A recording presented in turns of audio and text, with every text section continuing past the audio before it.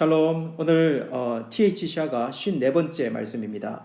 하가 말씀은 베드로전서 2장 11절 말씀입니다. 사랑하는 자들아, 거류민과 나그네 같은 너희를 권하노니 영혼을 거슬러 싸우는 육체의 정욕을 제어하라. 베드로전서 2장 11절 말씀.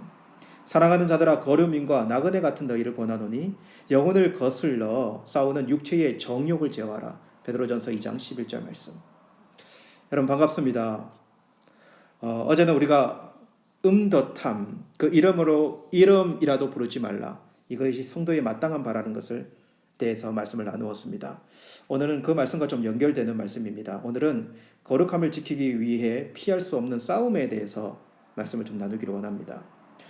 여러분, 싸움이라고 하면 여러분 어떤 상황이 딱 떠오릅니까? 저는 간혹 TV를 이렇게 보다 보면 이중 격투기 하는 그런 장면들을 보거든요. 이중 격투기 하면 그 두 선수가 정해진 그 링 위에서 주어진 시간 안에 격투하는 것 아닙니까, 그죠? 그리고 그 안에서 승자와 패자를 가리는 그런 일들을 합니다, 그죠? 싸움하니까 딱 치열하게 그렇게 싸우는 싸움이 생각이 나요. 오늘 말씀 묵상하면서 그런 생각을 해봅니다. 여러분, 먼저 싸움의 공간을 한번 생각해 볼 수 있을 것 같아요. 오늘 성경에 이런 이미지를 주거든요. 거류민과 나그네라고 하는 이 단어가 공간적인 이미지를 줘요. 여러분, 이 두 단어의 공통점은 무엇이냐면 거류민, 나그네는요 잠시 머무는 것을 이야기합니다. 근데 이 세상이요 거류민과 나그네처럼 사는 공간이라고 하는 것이에요. 이 무슨 말이냐면요, 분명한 싸움이 있는데 영원한, 우리 주님이 이 땅에 오신 이후에 영원한 하나님의 나라에서는 싸움이 없습니다. 그 나라에는 모든 싸움은 없어지고 하나님께 영광 돌릴 일만 남아있을 거예요. 근데 지금 역사가 이어지는 죄가 있는 이 세상 안에 국한되어서 이 싸움은 벌어지고 있다는 것입니다. 그래서 이 싸움은 영적인 싸움 아닙니까? 그렇죠? 한정된 공간 안에서 이 영적인 싸움이 벌어지고 있다는 거죠. 그리고 시간은 어떻게 정해져 있는가 한번 생각을 해보세요. 여러분, 거류민은 잠시 여행해서 뭐 한 달 살기를 하든 두 달 살기를 하든 그냥 잠깐 어떤 나라나 거기에 머물러 사는 것이에요.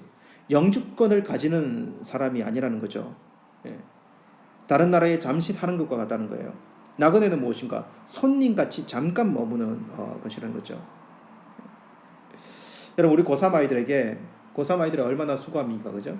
그래, 시험을 이렇게 수능 공부를 위해서 고3만큼은 정말 집중해서 하지 않습니까? 부모들도 그 뒷바라지, 그 수능 때까지 뒷바라지를 많이 합니다. 그렇게 고3 열심히 공부하려 해서 수능을 치는데 그 아이에게 야, 너 고3 평생도록 해야 된다 이렇게 이야기하면 얼마나 악몽 같을까요? 그 고3들이 이 고3 시절에 견딜 수 있는 힘은 어디에 있을까요? 야, 이 기간만 우리가 바짝 참고 힘내서 내가 하는 것들 좀 절제하면서 공부하면 이 기간은 수능이 치고 나면 끝난다. 그래서 지금 집중할 수 있다. 이렇게 생각할 수 있는 거 아니겠습니까? 저는 그런 마음이 우리가 이 땅을 살아갈 때도 분명히 있을 수 있다 생각이 들어요. 여러분, 참 쉽지 않고 이 땅에서 믿음 가지고 우리의 정욕을 제어하면서 살아가는 게 쉽지 않지만, 그러나 기간이, 장소도 국한되어져 있고 시간도 국한되어져 있다는 것을 좀 여러분 생각했으면 좋겠어요. 여러분 명심하십시오. 우리는 이 세상에서 거류민과 나그네 같은 의미를 가지고 이 땅을 살아갑니다. 그리고 우리의 싸움판, 이 세상의 이 영적인 싸움판은 한정되어져 있다. 그 시간이 한정되어져 있다. 이것이 우리에게 주는 희망이기도 원하고요. 이것이 어떻게 보면 우리의 신앙의 긍정적 요소가 되기를 원해요. 좀 참고 이 땅에 사는 동안에 믿음으로 살아보자. 영원한 하나님의 나라에는 이 싸움이 없을 텐데 이때 우리가 하나님께 보여드릴 만한 우리의 마음을 가지고 우리의 모습을 가지고 한번 싸워보자. 우리의 정욕을 제어해보자 라고 하는 이 믿음의 요소 분명히 필요하다는 생각이 들어요. 그리고 하나 더 넘어가면 이제 싸움의 대상이 있습니다. 그 싸움의 대상이 누굽니까? 오늘 말씀에는 육체의 정욕이라고 나옵니다. 육체의 정욕은 이렇게 정의할 수 있을 것 같아요. 영혼을 거스려 싸우는 죄인된 인간의 본성, 이 죄악된 인간의 본성이 육체의 정욕이라고 생각할 수 있을 것 같고, 그리고 곧 거듭난 영혼의 의지와 투쟁하는 육체적인 욕망도 육체의 정욕이라고 이야기할 수 있을 것 같아요. 여러분, 이 세상에 사는 동안에 그냥 이것이 우리의 싸움의 대상이다 이렇게 생각하면 될 것 같아요. 여러분 그러한 시험, 그러한 대상이 있다는 것에 놀랄 필요도 없고요. 우리의 정력이 우리를 공격해오고 우리를 유혹해도 놀랄 필요가 없어요. 이 세상에는 우리 싸움의 대상이 그것이다라고 이렇게 생각하면 될 것 같아요. 여러분 모든 사람에게 사실 이 정욕이 일어나거든요. 육체의 정욕은요. 근데 믿음 없는 사람들에게는 단순히 어떤 정욕에 빠지게 되면 양심의 가책 정도로 느끼고 넘어갈 거예요.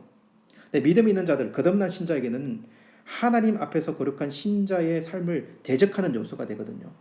그러니까 거룩한 삶을 망치는 요소가 된다고요. 이러한 싸움이 분명히 있고 이러한 싸움은 성도의 숙명이다라고 하는 것을 여러분 꼭 기억했으면 좋겠습니다. 여러분 바울을 한번 볼까요? 바울도 전혀 다르지 않습니다. 바울이 로마서 7장 19절에서 24절 말씀에 이렇게 기록해요. 내가 원하는 바 선을 행하지 아니하고 도리어 원하지 아니하는 바 악을 행하는도다. 만일 내가 원하지 아니하는 그것을 하면 이를 행하는 자는 내가 아니요 내 속에 거하는 죄니라. 그러므로 내가 한 법을 깨달았노니 곧 선을 행하기 원하는 나에게 악이 함께 있는 것이로다. 내 속사람으로는 하나님의 법을 즐거워하되 내 지체 속에서 한 다른 법이 내 마음의 법과 싸워 내 지체 속에 있는 죄의 법으로 나를 사로잡아가는 것을 보는도다. 오라 나는 곤고한 사람이로다. 이 사망의 몸에서 누가 나를 건져내랴. 여러분 바울의 고통이 보이시죠, 그죠? 다르지 않지 않습니까, 그죠? 한편으로 이렇게 신앙 가지고 고민하며 싸울 수 있는 것이 얼마나 감사한 일인지, 우리도 바울같이 이렇게 신앙 가지고 고민하고 싸우는 것이 얼마나 감사한 일인지 그렇게도 생각해 볼 수 있어요. 영적인 싸움을 아무나 할 수 있습니까, 여러분? 영적인 싸움은 신자 아니면 할 수 없는 싸움이에요. 그렇다면 여러분 이러한 싸움은 어떻게 해야 되는가 생각을 해보면 이 말씀을 기억했으면 좋겠습니다. 갈라디아서 5장 16, 17절 말씀에 보면 내가 이르노니 너희는 성령을 따라 행하라. 그리하면 육체의 욕심을 이루지 아니하리라. 육체의 소욕은 성령을 거스르고 성령은 육체를 거스르나니 이 둘이 서로 대적하므로 너희가 원하는 것을 하지 못하게 하려 함이니라. 여러분 성령을 따라 행하기를 선택해야 합니다. 그럴 때 우리는 우리 안에 일어나는 강한 육체의 정욕을 제어할 수 있습니다. 물론 의지력이 강한 사람도 있습니다. 그러나 자기 힘으로 그렇게 하다가 어떤 지점에 가면 그 한계 지점에 가면요 훨씬 더 크게 넘어질 수 있어요. 그래서 우리는 이런 싸움의 시작부터 내 힘이 아닌 성령을 의지하는 자들이 되어야 합니다. 여러분 성령을 통하여 이 싸움을 승리하는 저와 여러분이 되었으면 좋겠어요. 매일매일 성령께서 도와주시기를 기도하고 간구하고 내 마음이 성령으로 충만한 가운데 나의 육체의 소욕들을 제어하기를 힘쓸 수 있는 저와 여러분이 되기를 간절히 원합니다. 다시 한번 이 말씀 읽도록 하겠습니다. 사랑하는 자들아 거려민과 나그네 같은 너희를 권하노니 영혼을 거슬려 싸우는 육체의 정욕을 제어하라. 베드로전서 2장 11절 말씀.